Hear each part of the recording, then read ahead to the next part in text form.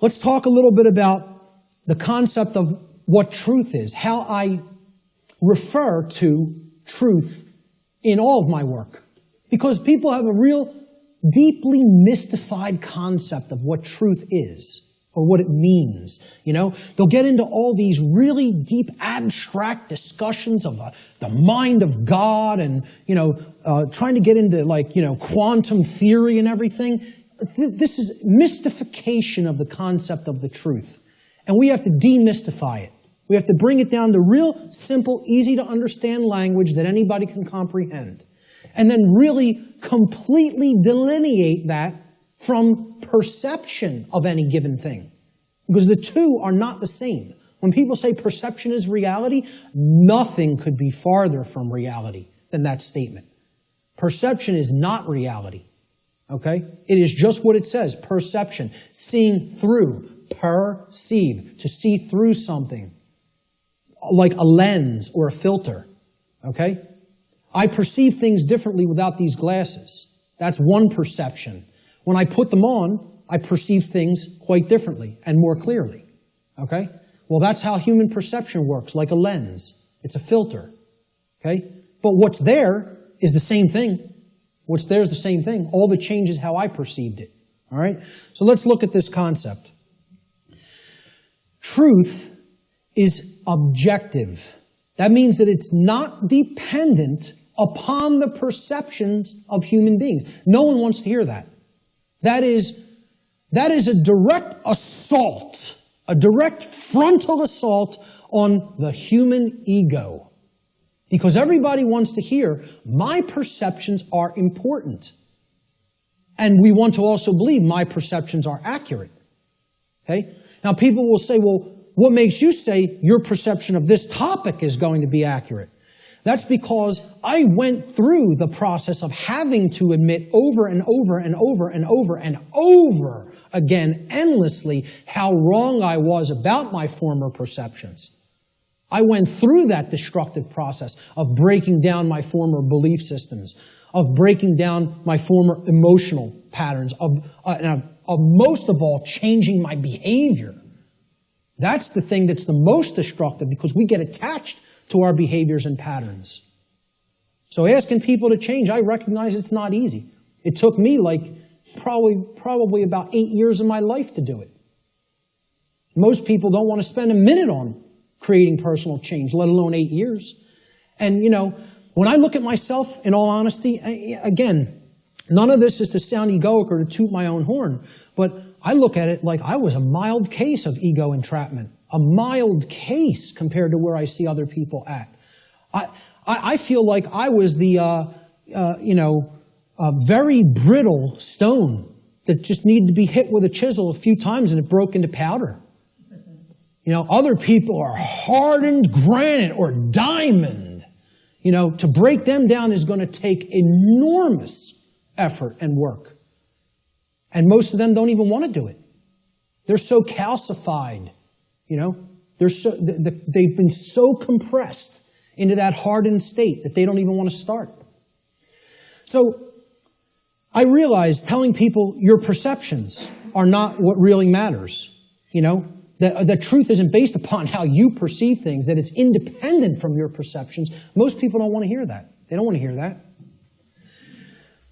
Human beings' perceptions are capable of wavering. They can waver slightly from the truth, and they can waver wildly from the truth. All right? What truth is that which does not waver. It doesn't move. It's that which is. It doesn't matter what anybody thinks about it. It doesn't matter whether anybody believes it. It doesn't matter whether anybody knows it. It doesn't matter whether anybody sees it. It doesn't matter whether anybody wants to see it. It's there. It's always been there. It's always going to be there. Nothing anybody does can change what has happened. Can anybody change what has already occurred in what we call in the thinking of linear time, the past? Not one person here is capable of doing that. Let me tell you something. Not one being in the entire manifested universe is capable of doing that. Because that which has already occurred is set in the record of the universe. Nothing can change the past. Ever. Great movie on this. Watch the new movie, The Time Machine. Not the original 50s version or 60s version. The new one.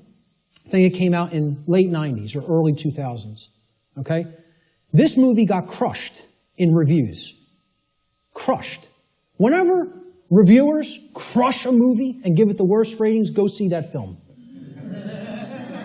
Because I guarantee you there's very important allegorical concepts that you need to understand embedded in that film, and that's why the reviewers crush it, because they don't want you getting any ideas, you know? This movie got crushed in the theaters, and I'm telling you, it's one of the best films to understand the concept of the absolute impossibility of changing the past. The past cannot be altered. You know what can be altered? The future. That's what that movie's about. And you know where the alteration of the future begins? In the present moment. That's exactly right. That's the only place it begins. Okay? So what truth is, the demystified concept of truth, is it's simply that which already exists. It's that which has happened in the past and is happening in the present moment. The truth does not exist in the future. When we get to those future moments and it's the present, truth will be existent then. But not until, okay? So there is no such thing as truth in the future. Truth is that which has occurred in the past and that which is occurring in the present. It is simply that which is and that which has been. Please recognize when I use the word truth, that is all I'm talking about. I'm not talking about the mind of God. I'm not talking about the entire reason for the existence of the universe. I'm talking about the events that have taken place in the past and are taking place in the present. That's all. And guess what? That's all the truth is. It doesn't need to be any more complicated than that. Okay? You want to make it more complicated than that, call it something other than truth so as not to confuse people to what truth really is. Truth versus human perception. Okay?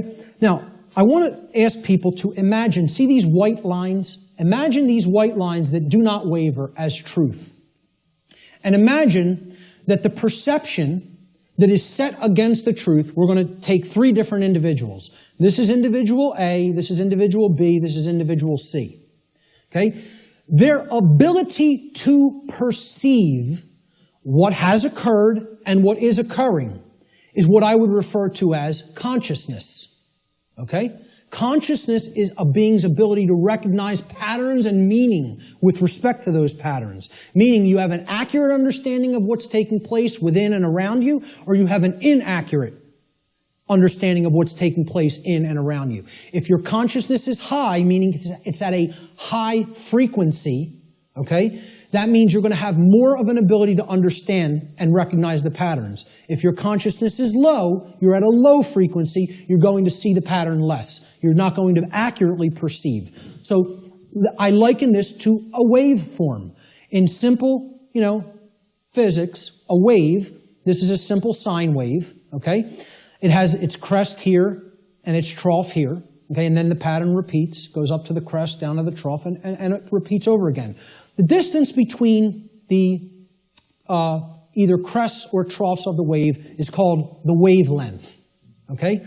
The longer the wavelength, the shorter the frequency. What that means is how frequently is it going to be intercepting the line that represents truth?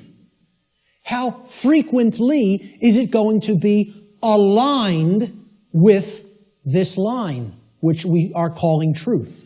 Okay? Now, can everybody just, with that explanation, understand this simple model and what I'm talking about here? Is that clear? Okay, because it's important. Because this is a low frequency vibration. It's a low frequency wave. A wave like this, if it was an audio wave, would produce a low frequency, would produce a low bass tone. Okay? As we go up to a higher frequency, you can see the wavelength is shorter, meaning that it intercepts the line which represents truth much more frequently. We can count them. 1, 2, 3, 4, 5 here. 1, 2, 3, 4, 5, 6, 7, 8, 9 there. Okay? So this is a higher frequency vibration. And we go up to an even higher frequency. Let's say person C has this consciousness. They have a higher frequency. Okay? and they're intercepting the line that represents truth, much more frequency. I won't count those out because there's a lot of them, okay? The higher the frequency, the more in tune with truth we are. What would happen if this frequency became infinitely high? What would it become? It would be indistinguishable from a line. And therefore, someone would be aligned to that which is. The higher the level of consciousness or frequency, which is their perception of reality being accurate, okay? Not wavering as much from the truth, because it's hitting it in more places. We would basically, this wave would turn into a line at some point, the higher the frequency went. Think about this in sound, right? You hear a low bass tone, it's like, then it goes up, and it would go eventually outside the range of human hearing because the frequency went so high. Same concept here. The higher the frequency, the higher the perception of reality, the quality of the perception is going to be. Okay? The concept to keep in mind here is perception is not reality. It's the filter we see reality through. What the human being's work is to do is to align their perception to the reality which exists, which is truth. We need to set aside what we want the truth to be and look at what it is. What it is altogether different than what we want it to be. But until we recognize what it is, we're not even in a position to make an accurate diagnosis of what's going on and therefore create what we want it to be. So I'm going to give the first quote here, comes from a gentleman I personally greatly respect. How many people are familiar with Travis Walton, by a show of hands? Hardly anybody in the room. Wow, 2 people. Amazing. And I know Barb is in the back because we've met him personally. I spoke with this gentleman at a conference last year in 2012. And I just want to say, I just think he's a totally genuine individual. I don't care what anybody thinks of me saying that, okay? I believe him. Do I know factually that what he claims happened to him did? No, I do not. But I believe what he is saying for a reason. When I am around somebody, especially for any length of time, I think my intuition is good that I can get a feel for their heart, okay? And when he's telling you stuff, it's very consistent. And in his book, he asks people, you need to listen to my whole story, suspend your disbelief for a minute, and then do your research, and then make a judgment call. Do you want to believe me? Do you think I'm telling you the truth? Do you think I'm lying to you? And then make up your own mind. Okay? And who Travis Walton is, he claims that he was an abductee, that he was taken on board an extraterrestrial craft at a point in his life. He disappeared for days. They were out looking for him, and his best friends were accused of murdering him. And he shows up 5 days later in like deplorable conditions, out on a country road someplace. But anyway, again, I spoke with him back in 2012. I just bumped into him again. We were just at a conference. I'm bringing this up for a reason. We were just at a conference in Philadelphia where he spoke. And this quote, I feel I would start, if I was going to quote somebody, I was going to make this like the first quote in the presentation today. Travis Walton says in his book, which is called Fire in the Sky, he said, I have come to realize that the biggest problem anywhere in the world, the biggest problem anywhere in the world is that people's perceptions of reality are compulsively filtered through the screening mesh of what they want and do not want to be true. Now, when I read that in his book, I got chills up and down my spine. Because I said, this meshes exactly with what I'm talking about in my section, in my presentation called Truth versus Perception. And he's encapsulating it in a sentence perfectly. All right? We want things to be true. That doesn't make it so.